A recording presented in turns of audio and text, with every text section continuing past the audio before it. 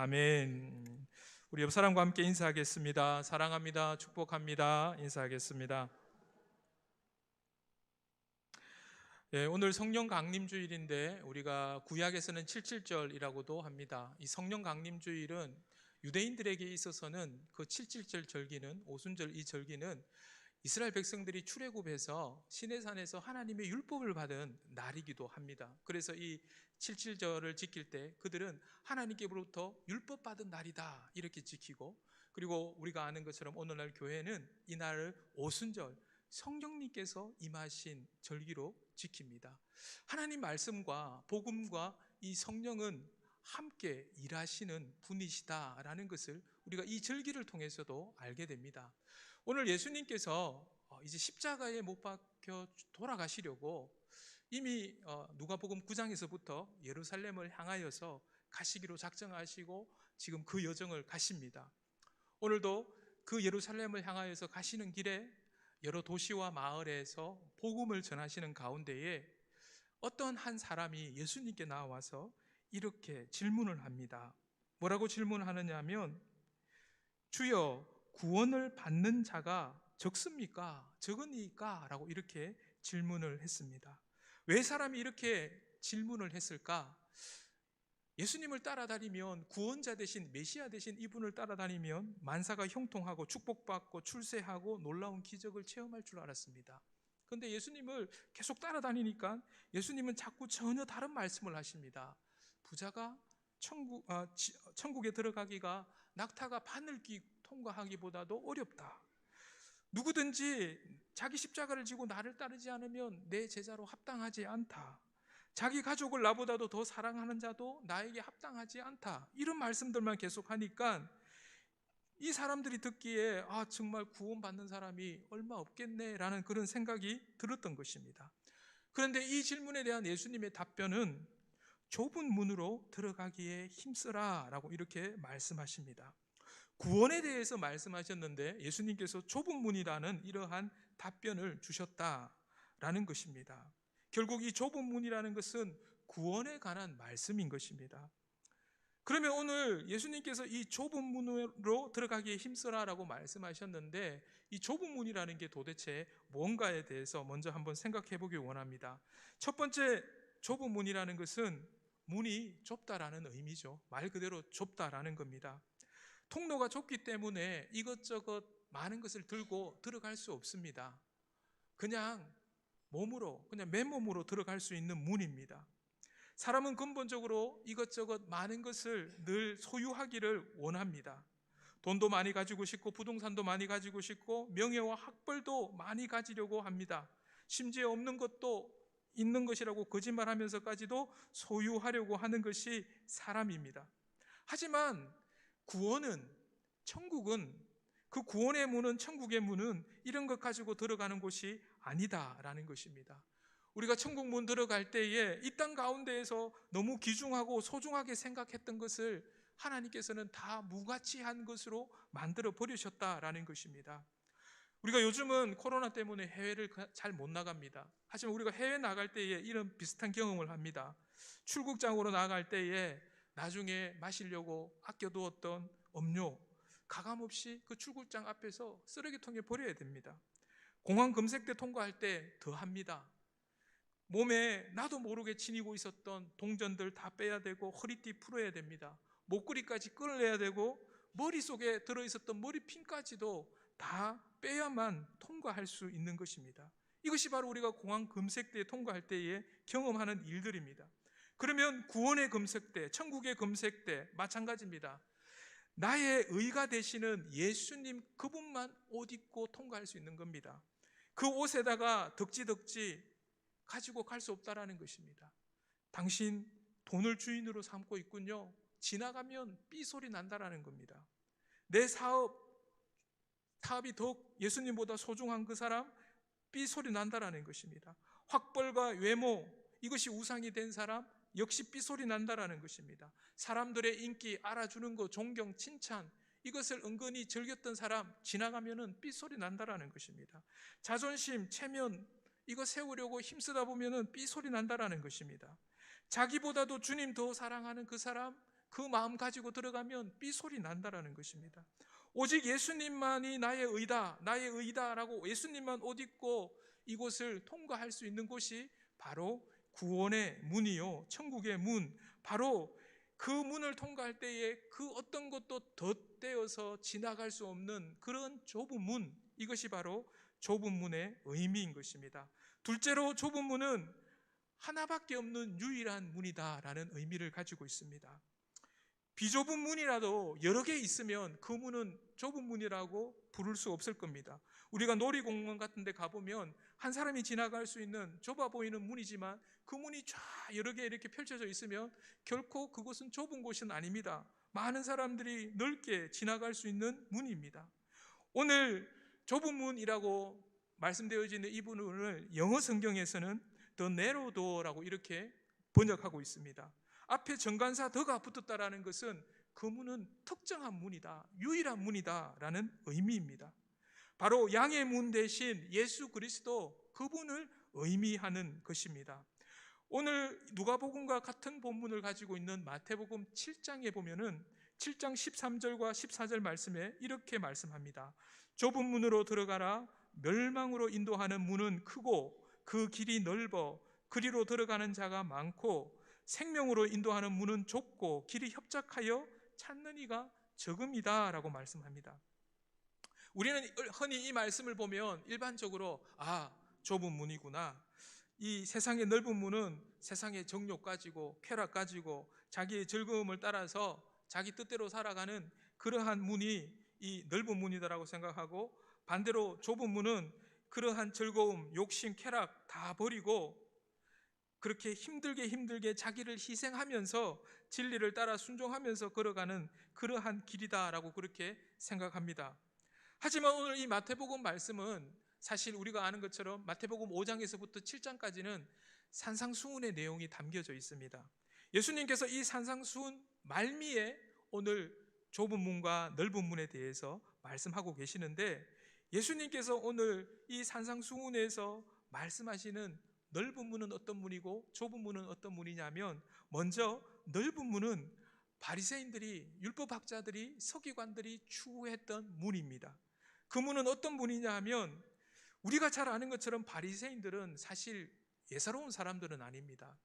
그런 하나님의 말씀을 그 모세가 시내산에서 바로 우리가 절기로 지키고 있는 이 오순절 77절 바로 그 순간에 받던 그 순간, 그 하나님의 말씀을 제대로 지키려고 그 말씀을 무려 613가지 항목으로 세부 항목을 만들어서 말 그대로 이 실행할 수 있는 제목들 하나하나를 다 만들어서 그것을 다 지켰습니다.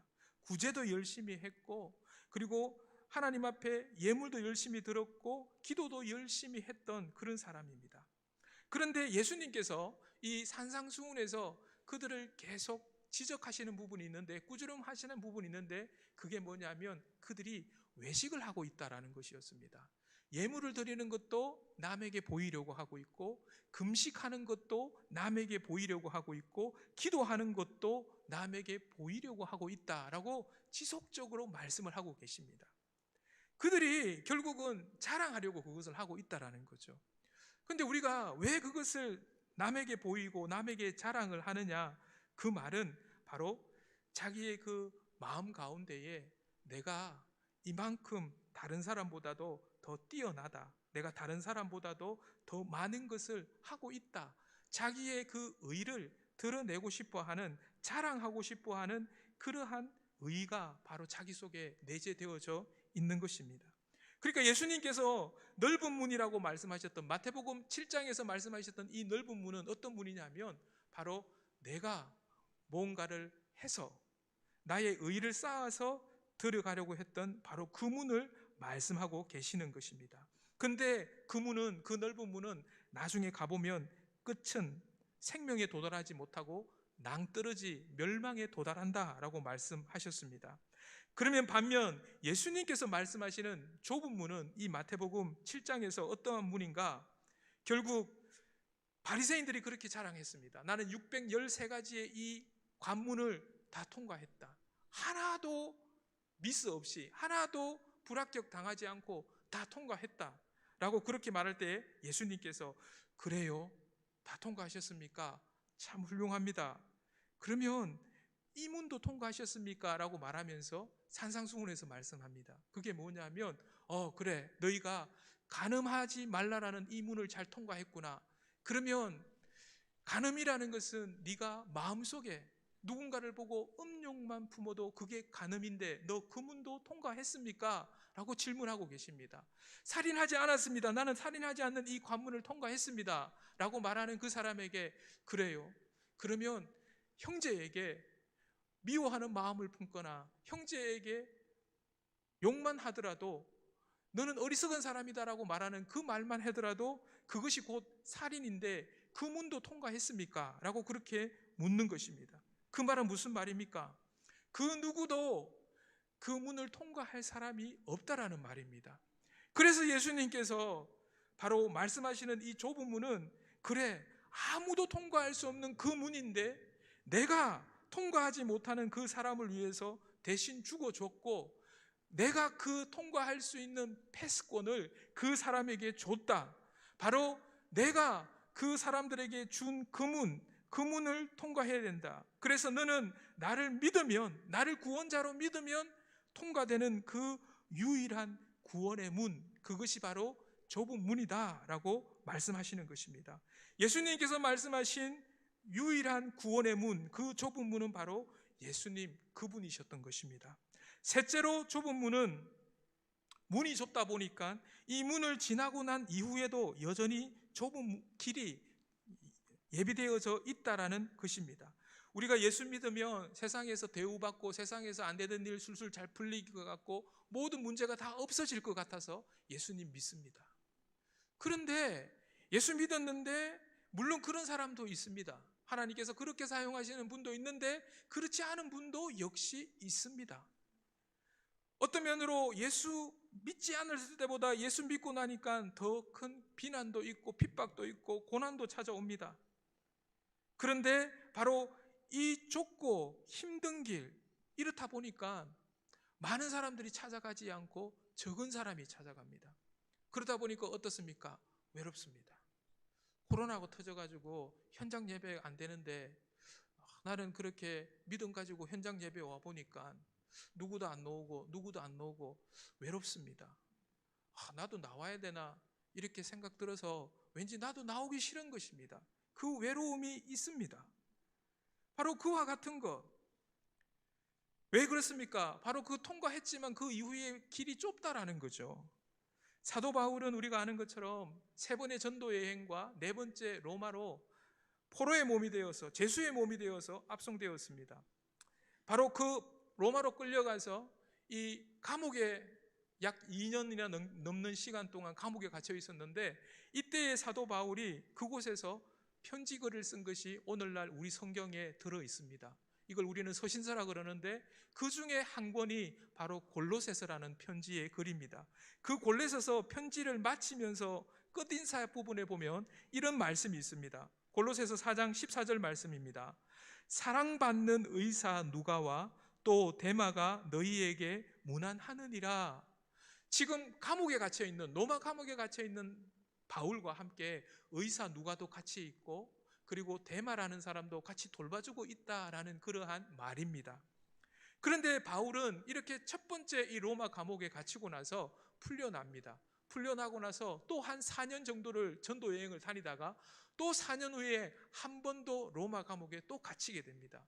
그런데 이때 갇혔을 때에는 풀려나지 못하고 바로 여기에서 순교하게 되는 것입니다. 그런데 이렇게 2번째 로마 감옥에 갇혔을 때에 사도 바울이 또 성경을 기록했습니다. 바로 그것이 우리가 사도 바울이 가장 마지막에 썼다라고 알고 있는 디모데 후서입니다. 그런데 이 디모데 후서에도 끝부분에 가서 인사말을 쓰는데 디모데 후서 4장 10절 11절에서 이렇게 기록하고 있습니다. 데마는 이 세상을 사랑하여 나를 버리고 데살로니가로 갔고, 그러면서 11절 말씀해 보니까 누가만 나와 함께 있느니라 라고 말씀하고 있습니다.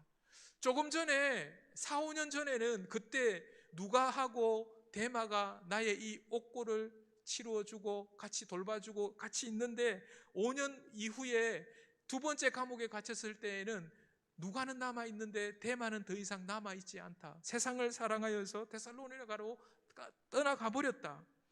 아마 이 사람들도 같이 바울과 함께 그 좁고 좁은 길을 가다가 바울이 두 번째 로마에 오게 갇혔을 때에 더 이상 못 빠져나올 거라는 것 알았을 것입니다. 이 사람이 이제 죽겠구나라는 것을 알았을 것입니다. 좁은 길 걷다 보면 중간에 탈락하는 사람이 있고 변절하는 사람도 생긴다라는 것입니다. 하지만 이렇게 좁은 길이기 때문에, 이렇게 좁은 문이기 때문에 오늘 말씀은 우리에게 힘써서 들어가야 된다라고 말씀하고 있는 것입니다. 심지어 바울 사울도 디모데후서 조금 전에 가장 마지막에 적었다고 하는 그 디모데후서 가장 마지막 절 4장 7절 말씀에 인생 말기에 기록한 서신의 내용에 이렇게 고백합니다. 나는 선한 싸움을 싸우고 나의 달려갈 길을 마치고 믿음을 지켰으니. 아니, 사도 바울 같은 사람이 싸워서 믿음을 지켰다라고 이렇게 고백하고 있는 것입니다. 평생 달려왔고 평생 싸웠다라고 그렇게 고백하고 있는 것입니다. 아니, 사도 바울 같은 사람이 뭐하고 싸울 일이 있을까? 그냥 믿음의 사람 아닌가? 그냥 능력의 사람 아닌가? 생각할 수 있는데 싸웠다라고 말씀하고 있습니다. 이 디모데후서 4장 7절 사도 바울이 나는 선한 싸움을 싸우고 라고 말할 때 이 싸우고라는 헬라어 단어는 오늘 예수님께서 오늘 본문 가운데에 너희는 좁은 문으로 들어가기를 힘쓰라 라고 말씀하셨을 때에 이 힘쓰라라는 단어하고 똑같은 단어입니다. 힘쓰라, 싸우라 라고 번역될 수 있는 단어가 바로 이 단어인데 예수님께서 오늘 여기에서 우리에게 힘쓰라 라고 말씀하셨습니다. 이 말은 당시에 운동선수들이 운동 경기에 임하게 되는 그때에 바로 힘써서 그 운동 경기를 임하게 되는 그것을 뜻하는 것입니다. 당시의 운동 경기라 그러면 오늘날 우리가 알고 있는 것처럼 올림픽 경기의 종목 가운데 있는 것처럼 뭐 레슬링이나 이런 것도 있을 수 있겠죠. 그런데 당시의 운동 경기는 그런 것만 있었던 것이 아니라 짐승하고 검투사하고 싸움을 붙인다든지 또 검투사하고 검투사끼리 싸움을 붙인다든지 이런 게임도 있었습니다. 희희낙낙거리면서 사람과 사람에게 무기를 쥐어주고 서로 싸우라는 그런 싸움도 있었습니다. 이것이 운동 경기가 될 수도 있지만 오늘날 표현으로 하면 목숨 내놓고 싸우는 싸움도 될 수 있는 것입니다. 그렇기 때문에 이 단어가 힘쓰라는 단어가 결국 싸우라라는 단어의 그 의미도 똑같이 되어져 있는 것입니다. 그러면 결국 이 단어의 의미를 보면 예수님께서 지금 힘쓰라는 이 말은 자칫 잘못하면 조금만 방심하면 자기 목숨까지도 앗아갈 수 있는 그러한 험난한 싸움에 임하는 것처럼 그렇게 힘을 쓰라는 것입니다. 이것을 영적으로 말한다면 내가 믿지만 믿는 나를 우는 사자와 같이 삼키려고 두루 돌아다니는 그러한 사탄의 도전이 바로 우리가 싸워야 되는 이러한 싸움인 것입니다. 자칫 엉뚱한 생각에 빠지면 우리의 영혼이 그냥 사탄의 밥이 되고 맙니다. 그러니 지금 예수님께서 말씀하시는 좁은 문으로 들어가기를 힘쓰라라는 이 말씀의 의미는 우리의 신앙의 여정 가운데에 치열하게 목숨 걸고 싸워야 되는 그러한 싸움을 하라는 겁니다. 그게 바로 좁은 문으로 들어가는 것이라는 겁니다. 구원자 되시는 예수님 말고 그분을 의지하는 것 말고 딴 생각하지 않기를 목숨 내어놓고 치열하게 싸우라라는 바로 이 말씀이 바로 예수님께서 지금 말씀하시는 좁은 문으로 들어가기를 힘쓰라라는 말씀입니다. 이게 뭡니까? 이게 복음입니다. 오직 예수 그리스도 그분만 의지해라. 그분 의지하는 거 그 생각 놓치면 안 된다. 그 생각 놓치면 너 잡아먹힌다. 사탄한테 잡아먹힌다. 그러니까 목숨 걸고 힘써야 된다. 이게 바로 예수님께서 좁은 문으로 들어가기를 힘쓰라라는 말씀입니다. 그럼에도 불구하고 오늘 말씀 가운데 좁은 문으로 못 들어간 사람이 등장하고 있습니다. 그런데 도대체 이 사람들이 어떤 사람인가? 예수님께서 26절에서 먼저 말씀하십니다. 26절 말씀에 보니까 그때에 너희가 말하되 우리는 주 앞에서 먹고 마셨으며 주는 또한 우리의 길거리에서 가르치셨나이다. 지금 이 사람들이 누구입니까? 좁은 문에 못 들어간 사람이 예수 안 믿는 사람입니까? 예수 안 믿는 사람이죠. 근데 오늘 지금 이 사람들은 예수님과 함께 먹고 마셨고 예수님께서 가르침 받았다. 이 사람들이 누구입니까? 교회 안에 있는 우리들 아닙니까? 예수님의 가르침도 받고 성경 공부도 하고 선교회에서 야외에 가면 같이 가서 불고기도 만들어 먹고 음료수도 마시고 같이 교제하고 그런 사람 아니겠습니까?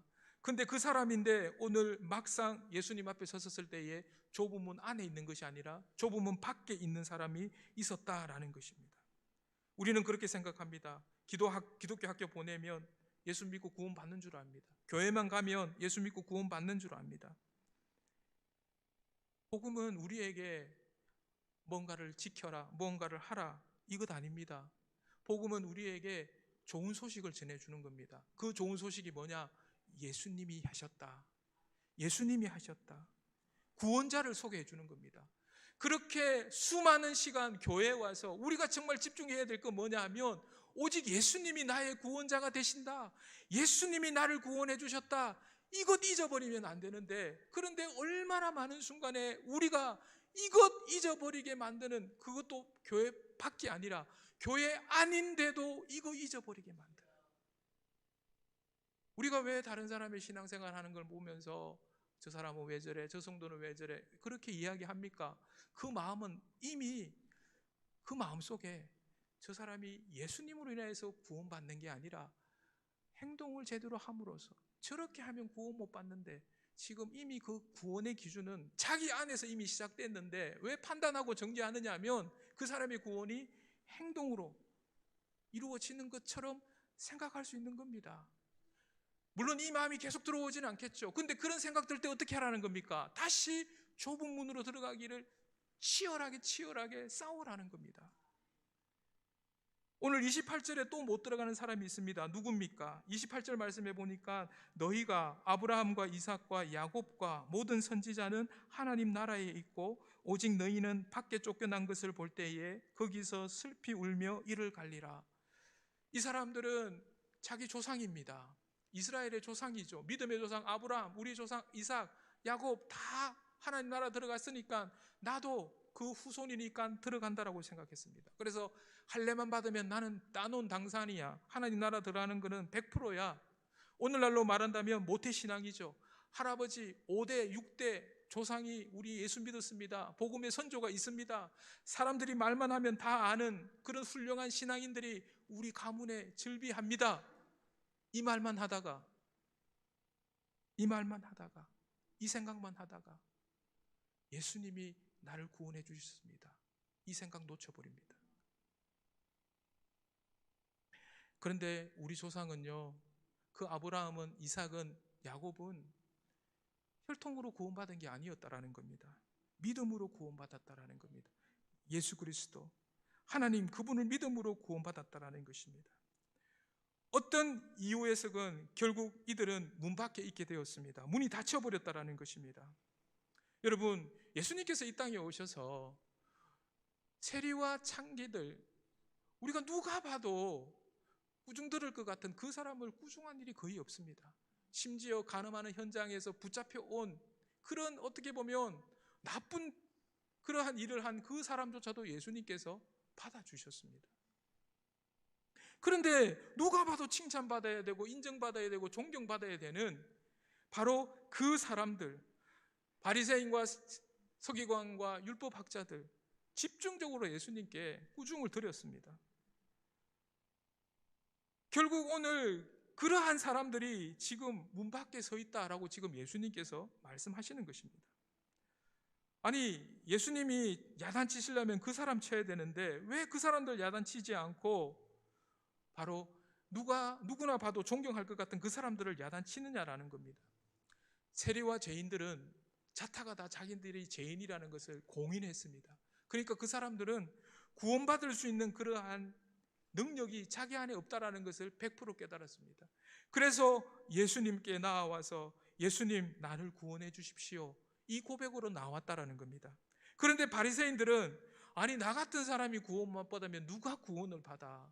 내가 100% 구원 따놓은 당상이지, 이 마음 가지고 왔다라는 거죠. 그런데 예수님 앞에는 그 마음이 넓은 문이었다라는 겁니다. 그래, 그 마음 가지고 가면 끝은 생명이 아니라 멸망이야 라고 말씀하신 것입니다. 이들에게 있어서 구원 못 받은 이유가 뭡니까? 그들의 의였습니다. 예수님께서 오늘 우리들에게 들어가기에 힘쓰라라고 말씀하시는 이 좁은 문, 이 좁은 문은 뭐로만 열리겠습니까? 오직 복음으로만 열립니다. 그 무엇으로 열 수 없습니다. 복음이 뭡니까? 하나님, 우리 힘으로, 우리의 어떤 노력으로 할 수 없습니다. 이렇게 고백하는 게 복음입니다. 하나님, 내가 할 수 없는 그것 오직 예수님께서 해주셨습니다. 이렇게 고백하는 것, 이게 복음입니다. 예수님의 십자가 사랑으로 나를 구원해 주신 그 복음이 좁은 문, 구원의 문 여는 유일한 열쇠가 되는 겁니다. 그러니까 예수님께서 뭐라고 말씀하시는가 하냐면, 결국은 복음 듣기를, 복음 의지하기를 힘쓰라. 너 목숨 내어 걸고라도 그 복음 들어라. 그 복음이 열쇠다라고 말씀하시는 것입니다.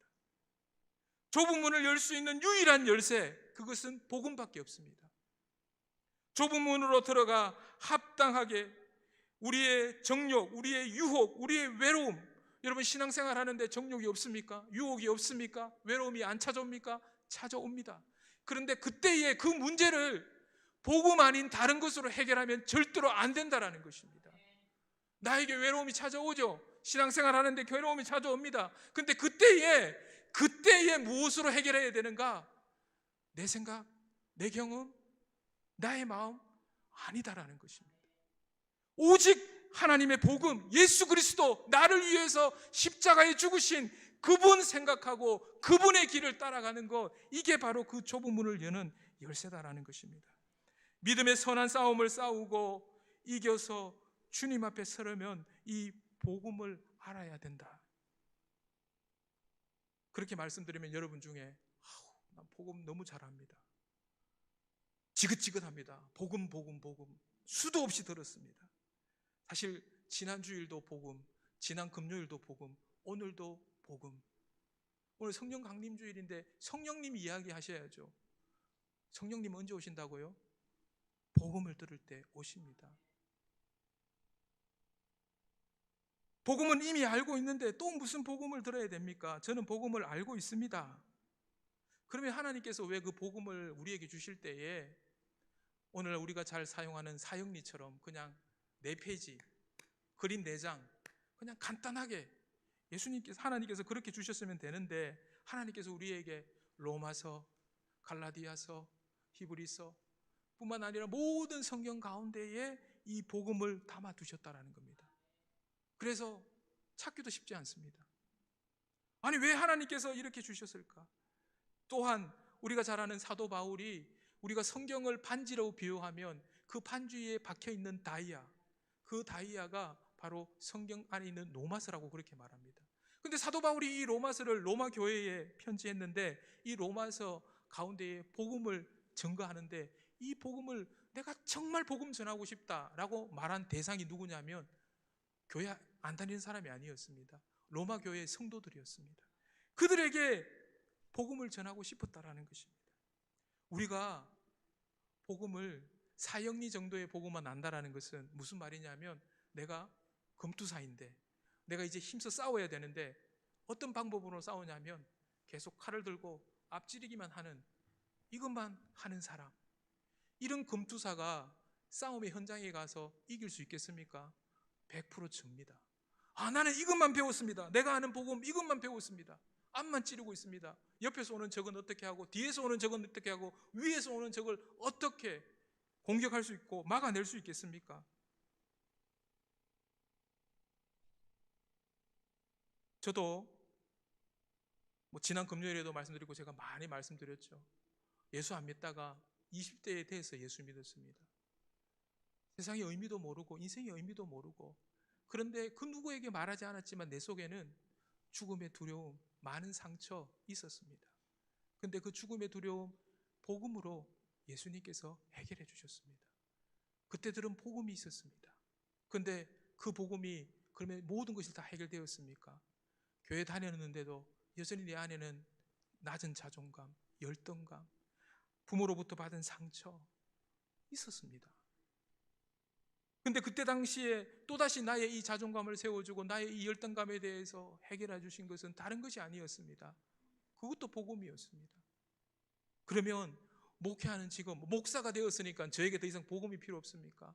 목사가 되었다고 하더라도 이 자리 가운데에서 성도들을 정죄하고 성도들을 판단하려고 하고 미워하려고 하는 그 마음, 어설픈 선생이 되어서 가르치려고 하는 그 마음 수도 없이 들어옵니다. 그때 무엇으로 이겨내야 됩니까? 복음밖에 없습니다. 다시금 복음을 들어야 되고 우리가 다시금 복음, 예수 그리스도 그분만 의지해야 되는 것입니다. 복음을 계속 들어야 하고 복음으로 계속 살아내어야만 하는 것입니다. 그래서 우리의 모든 삶의 영역 가운데에 파도처럼 밀려오는 그러한 삶의 모든 문제 가운데에서 우리가 사용해야 되는 유일한 징검은 복음밖에 없는 것입니다. 그래서 그렇게 하나님께서는 방대한 성경 말씀 가운데에 우리의 모든 삶의 현장 가운데에서 들고 싸워야 되는 그 복음, 그것이 어떤 것인가를 우리에게 말씀해 주고 계시는 것입니다. 우리가 수영만 배운다 하더라도 처음에 가면 물에 뜨는 법을 가르쳐 주죠. 자유형부터 시작합니다. 자유형 하면 끝나는 거겠습니까? 배영 가르쳐 줍니다. 배영하면 끝납니까? 평영 배우라고 그럽니다. 평영하면 끝납니까? 접영 배웁니다. 왜 이렇게 다양한 것을 같이 배워야 합니까? 그러면 이제 자유형만 할 때 하고 평영까지 할 수 있을 때 하고 내가 막 자유형 힘을 다해서 전력 질주할 때 얼마나 좋습니까? 근데 힘이 빠지고 힘들 때 그 물속에서 에너지를 다시 충전시켜 할 때 써야 되는 재운 영법이 바로 평영이죠. 쉬면서 다시 에너지를 충전하고 몸을 컨트롤을 조절할 수 있는 것. 근데 이거 다 수용입니다. 복음이 그러한 것입니다. 우리가 운동선수들 한번 보십시오. 골프 선수들, 프로 골프. 저는 사실 골프에 대해서 잘은 모르지만 염석장은 한 번도 안 갔지만 저는 필드에 6번 나갔습니다. 골프를 배우니까 골프 선수들이 얼마나 대단한 사람인 줄을 이제 알게 되었습니다. 근데 그러한 골프 선수들이 얼마나 좋은 자세를 가지고 있고 얼마나 좋은 기량들을 가지고 있습니까? 나는 이제 모든 자세를 다 알고 있고 모든 기량을 다 알고 있으니까 나는 이제 훈련하지 않아도 된다. 그런 골프 선수가 있다면 그 사람은 추락만 남겨져 있는 거죠. 그냥 낭떠러지로 떨어지는 것만 남아져 있는 일입니다. 머리로서 아는 것, 그렇다고 해서 다 아는 것입니까? 마찬가지입니다. 복음으로 아는, 머리로 아는 복음, 그 복음이 내 삶의 현장 가운데서 맞닥뜨리는 그때의 능력으로 나타날 것 같습니까? 절대로 능력이 되지 못합니다. 복음은 삶으로 살아내야 되는 겁니다. 왜 사도 바울이 내가 끝까지 싸웠다라고 말하겠습니까? 사도 바울이 뭐 가지고 싸웠겠습니까? 마찬가지입니다. 사도 바울조차도 그렇게 예수 그리스도의 복음에 매달려 있으려고 힘쓰고 그렇게 목숨 걸고 싸웠다면 우리들이야 더 말할 거 있겠습니까? 오늘 성령 강림 주일입니다. 에베소에 있는 12명의 예수님의 제자들이 복음을 들을 때 성령님 임했습니다. 우리는 또한 기도할 때 성령님 받습니다. 그런데 우리 언제 기도하겠습니까? 기도는 복음을 들을 때 기도하게 됩니다. 복음이 뭐라고 말씀했습니까? 내가 할 수 없다. 이 고백이 들려야 기도하게 되는 겁니다. 그래서 하나님 의지하게 되죠. 복음 없이도 기도할 수 있습니다. 하나님 이거 주세요, 저거 주세요. 물 떠놓고 기도하는 사람, 복 비는 사람, 그 사람의 기도와 복음 없이 기도하는 사람의 기도는 똑같습니다. 결국 성령은 언제 임하시는가? 복음을 들을 때 임하시는 겁니다. 그렇게 기도할 수밖에 없고 그 자리 가운데에서 성령이 임하시는 겁니다. 우리의 인생 가운데에 상처, 두려움, 열등감, 부담감, 괴로움, 외로움, 그 모든 순간 가운데에 복음을 듣고 기도할 때에 그 모든 것을 이기게 하신 분은 결국 성령이 하신 일입니다. 이로 인해서 우리 안에 더 이상 우리가 살지 않고 예수께서 사시는 것입니다. 여러분, 우리가 예수님은 말씀이 육신이 되셔서 오셨다. 다시 말하면 복음이 육신이 되셔서 오신 분입니다. 언제요? 오순절에 율법으로 오셨습니다. 그런데 우리가 처음에 하나님께서 인간을 만드셨을 때에 흙으로 사람을 만드시고 그 안에 생기를 넣어주셨습니다. 생명을 넣어주셨습니다. 말씀이 육체가 되시고 오신 예수님, 그분이 성령으로 우리 가운데 또한 생기를 넣어주셨습니다. 생명을 넣어주셨습니다. 우리 안에 예수님의 말씀의 육체와 우리 안에 성령님의 생명이 우리 가운데에서 온전한 하나님의 생명으로 역동하고 역사하는 그 삶, 그것이 바로 예수로 죽고 또한 예수로 사는, 그래서 더 이상 내가 살지 아니하고 하나님이 내 안에 주인 되시는 삶, 그 삶을 살아갈 수 있는 것입니다. 오늘 예수님께서는 끊임없이 좁은 문으로 들어가라, 그러기를 힘쓰라, 목숨 걸고 해라 라고 말씀합니다. 우리 모두가 힘쓰고 싸워서 좁은 문 안에서 만나기를 주님의 이름으로 축복합니다. 기도하겠습니다. 하나님 아버지, 좁은 문으로 들어가기를 힘쓰는 자가 되기를 원합니다. 나의 정욕의 옷을 다 벗어버리고 오직 예수님만 옷 입고 들어가게 하옵소서. 구원을 줄 것 같은 세상의 많은 유혹의 문들이 아닌 오직 유일한 주님의 문으로 인도하여 주시옵소서. 그 문이 좁아서 비록 찾는 이가 없어서 외로울지라도 그 길 끝에 계신 주님 만날 날 기대하며 찬송하며 찾게 하여 주시옵소서. 구원의 좁은 문 오늘도 복음으로 열고 들어가기를 원합니다. 우리의 평생에 주님의 복음을 들려주시고 모든 삶의 문제가 복음으로 해결되게 하여 주시옵소서. 이 한 주간의 삶도 복음과 성령이 우리 가운데 함께 계셔서 복음의 진리와 성령 안에서 예배하는 삶의 현장으로 인도하여 주시옵소서. 예수님의 이름으로 기도합니다. 아멘. 우리 다 함께